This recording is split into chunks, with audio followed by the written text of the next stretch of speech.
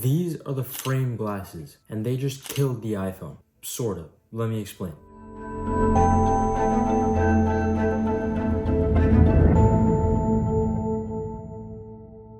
To understand why these glasses could kill the iPhone, we have to take it all the way back to October 2012. You're chilling at home watching the new Avengers movie while using your iPhone 5.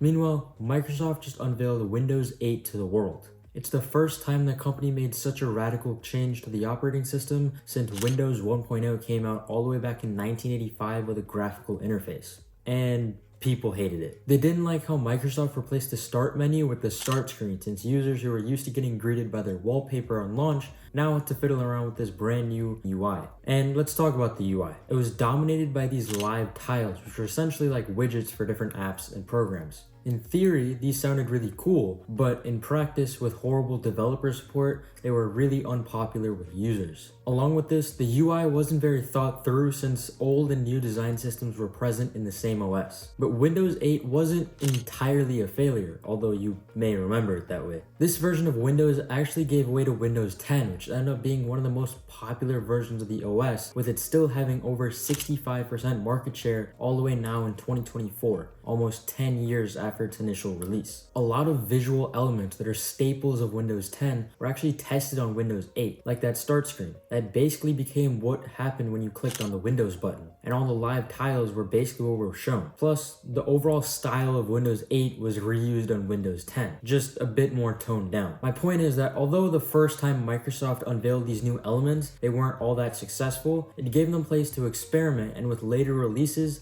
they ended up perfecting these into creating something great. And it's not just Windows. Think about the smartphone, the very thing these glasses could replace. It took companies a decade to create fully matured devices that weren't entirely experimental. Even the iPhone has gone through over 20 different iterations and it's still being perfected. The first pair of frame glasses won't replace the iPhone, but later models can definitely do it. But for something like this to happen, the foundation has to be solid from day one. So what makes these glasses so great and special? Well, let's go over what they exactly are. These glasses are made by a company called Brilliant Labs. Essentially, they're AI-powered augmented reality glasses. They come with a camera and microphone that can each pick up what you're saying or looking at. And with this data, they can use OpenAI's GPT, Vision, and Whisper models to transcribe, see, and give you more information about the things that are happening in the world around you. It also connects with Perplexity for live web searches, and all the information gets displayed right on the lens with AR tech. Imagine Google Glass, but with the power of LLMs and all the new crazy AI tech that we've gotten in the past 2 years. Right now, they're only in the pre-order phase, but they should be shipped out by either April or May. And they start at a price of $349. However, if you want prescription lenses like someone like me with glasses would need, this will bump the price to almost $450. But considering that this is a 10th of the Apple Vision Pro,